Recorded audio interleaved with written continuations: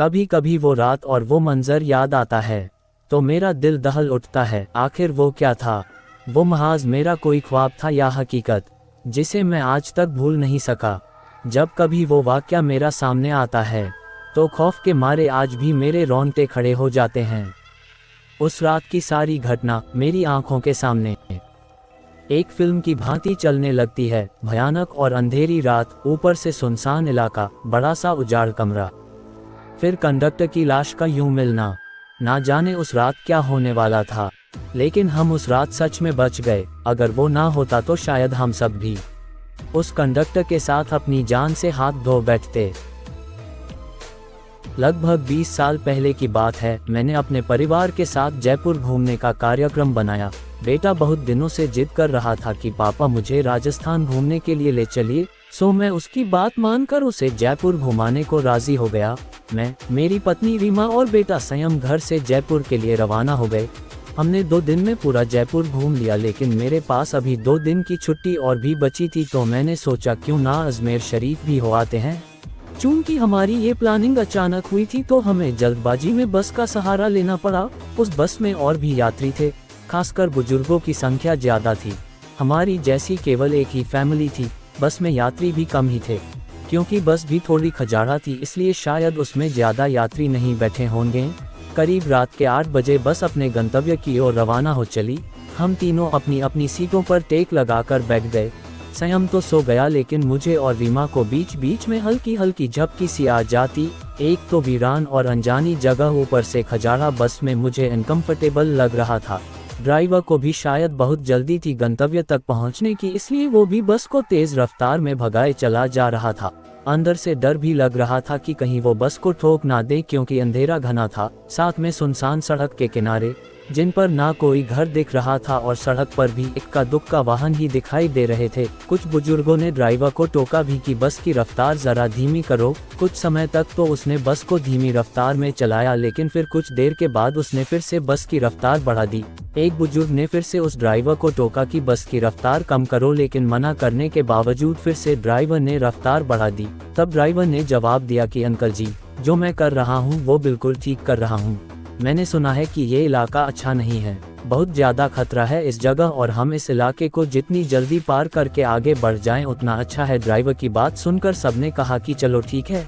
बस तेज रफ्तार से आगे बढ़ ही रही थी कि तभी एक तेज आवाज के साथ बस का थोड़ा संतुलन गड़बड़ाया और बस थोड़ी दूर बढ़ी और रुक गई। अब सब सकपका गए कि अचानक ये क्या हुआ।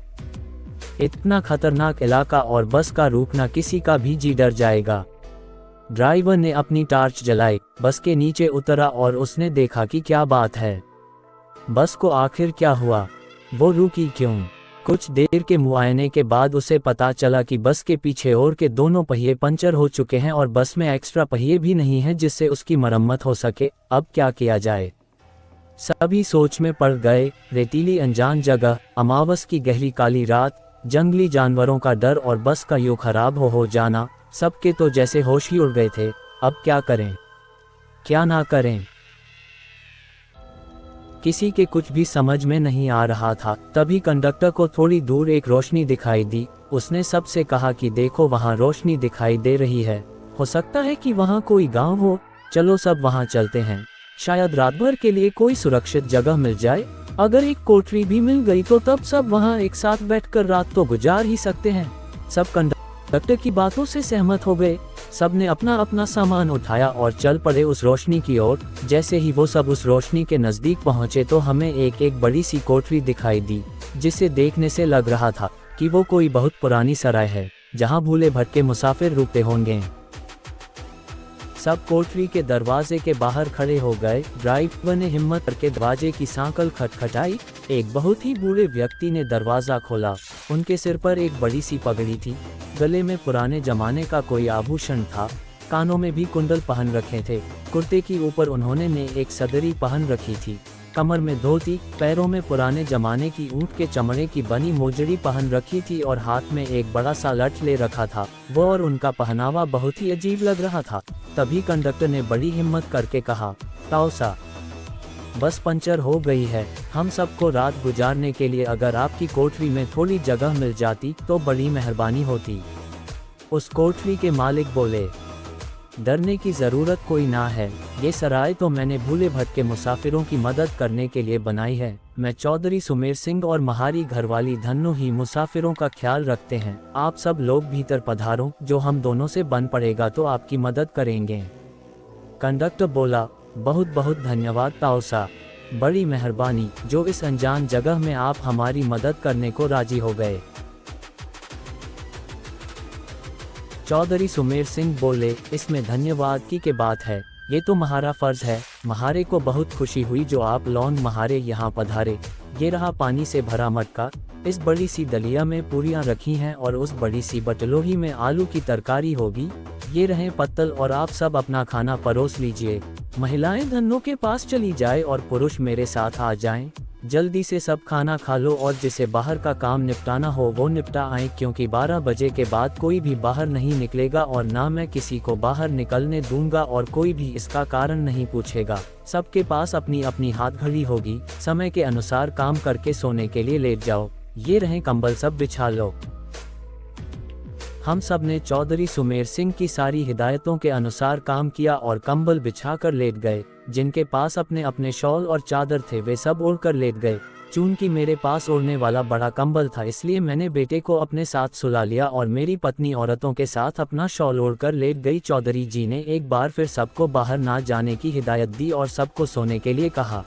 लगभग 12 बजे के बाद ना जाने कंडक्टर को क्या सूझी, उसे बीड़ी पीने की तलब लगी और वो बाहर जाने लगा। चौधरी जी ने उसे बहुत रोका लेकिन वो नहीं रुका। कंडक्टर के बाहर जाने के बाद चौधरी जी ने जल्दी से कोठरी के किवाड़ बंद किए और साथ में पटरे की मदद से किवाड़ को मजबूती से बंद कर दिया कि कोई भी भीतर न आ सके, और सारे रोशनदान और खिड़कियों को भी बंद कर दिया। कुछ देर के बाद बाहर से बहुत बुरी बुरी और डरावनी आवाजें आने लगी।